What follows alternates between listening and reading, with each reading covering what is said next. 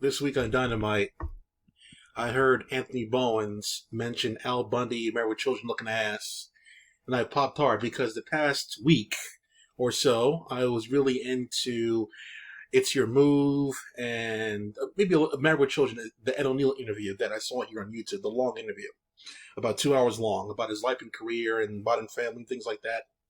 So I popped when I heard that. I was like, what? Why are you mentioning that here? Maybe the past couple of years, I was listening to a couple of podcasts talk about how influential Married with Children was. And I was looking at the videos and reactions on YouTube. You look at reactions on YouTube, you get like 20,000, 30,000, 40,000 views, things like that for reactions to Married with Children. You don't get that with Friends. You don't even get that with Seinfeld. Seinfeld, on the Seinfeld YouTube channel, has at least 500,000 or 1,000 or so views on their stuff. Now, by comparison, live right now, no bullshit, let me look at Friends reactions. Let me see if Friends has a clips. Friends clips. Let me see if that is anything. If that really is anything. Best of all seasons. Why not? I'll look at that later. 2.3, 651, 173. Those are good numbers. Let me see if I put in a reaction. See if anything pops up here. Probably so. Friends funniest moments. 77K. They're popular too. Okay. I'm not going to say that they're not, but they are popular.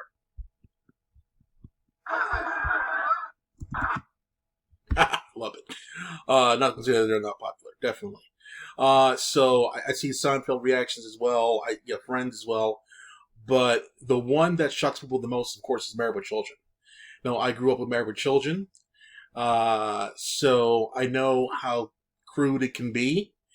There was no woke culture, not even close to woke culture or PC culture at that time. There's a rap band that people accepted just called NWA. I'm not going to say what it is, but yeah, NWA in there. The Beastie Boys, Michael Jackson, Madonna, Prince, all had like innuendo within their songs, right? And no one really complained, nor could they complain. And that's the problem with nowadays. Is you can complain about anything at the knee-jerk moment you want to, without whether you're realizing the damage you're doing for the long run. You're just angry right now. Like the whole Cara Dune situation for Mandalorian. You don't think about the long-term effects. You just think about you're angry right now. So the whole thing is ridiculous. But back then it was just, you took whatever was on TV, you enjoyed it, and you went about your day. Married with Children was completely different than the Cosbys or Growing Pains or the Wonder Years. This is a very unique kind of show. I didn't think back then that the show would last as long as it did in the minds of the people. All I knew at the time was the show was extremely funny, and it kind of molded me to the cynical person I am today about a lot of things. It really helped my comebacks in a lot of situations when people were ragging on me. It really helped my comebacks, my time, the thoughts I would say. It really helped my comebacks. And more than any other show I ever watched, Seinfeld helped a lot. But yeah, definitely this show, because everybody was ragged on in the show. Everybody was ragged on, so it just quote unquote warms my dark heart, and to see that people are loving this stuff. There's a reaction to my right over here. Best of Al Bundy, 500,000 views. What the fuck? That's ridiculous. And then I look above that and I see Falcon Winter Soldier, episode 4, 500,000 views. What the fuck? You know what I'm saying? Mandalorian, 1.7 million views. Ridiculous. Yeah, so Al Bundy and Married Children is still popular. In case you didn't know, Married with Children had its controversies, and there was one particular one in the very beginning, like the first 3-4 episodes, bro, back in the early '80s. There was a woman who complained that the show was irresponsible. Duh. But the fact that she used her political power to get the show taken off the air was bullshit. Back then, it was unheard of for one person to complain to get a show maneuvered around, because usually it took a lot of people banding together to change something, not one person. And nowadays, it could legitimately be one person. If one person says the right thing to the right person on Twitter or whatever, that thing can change. Back then, a little bit more difficult. The reason why she was able to do this was because she had political connections. And that political connection happened to be, in case you don't know, it happened to be a connected person to the show sponsors, Coca-Cola. And that caused a huge problem for the show.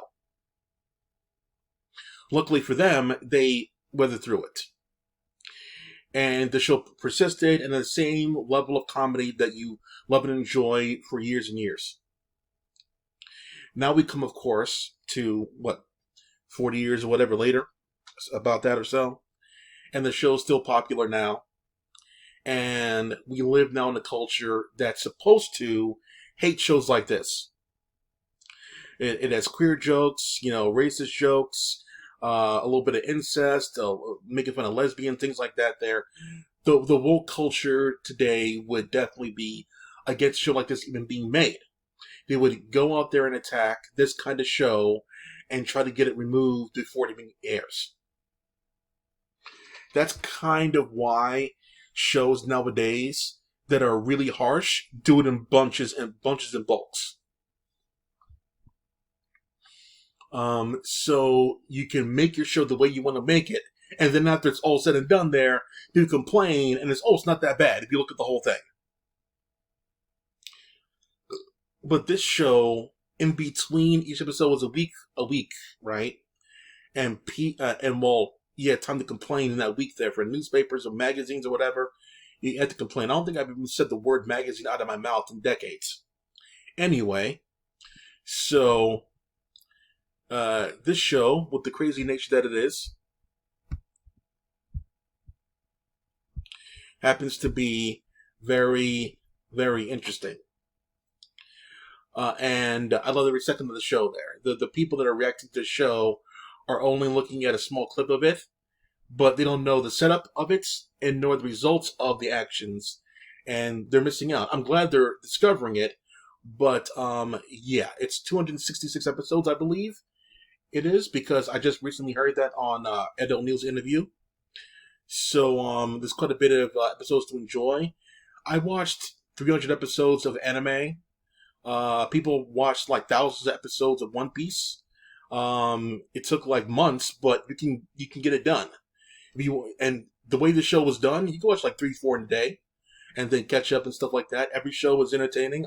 Except for the final season, every episode is enjoyable. So yeah, I was just ecstatic when I heard Bones mention Al Bundy, because he's a cultural icon and definitely deserves his props more than Bill Cosby or even Fred Savage. So that's it for now. Clack off.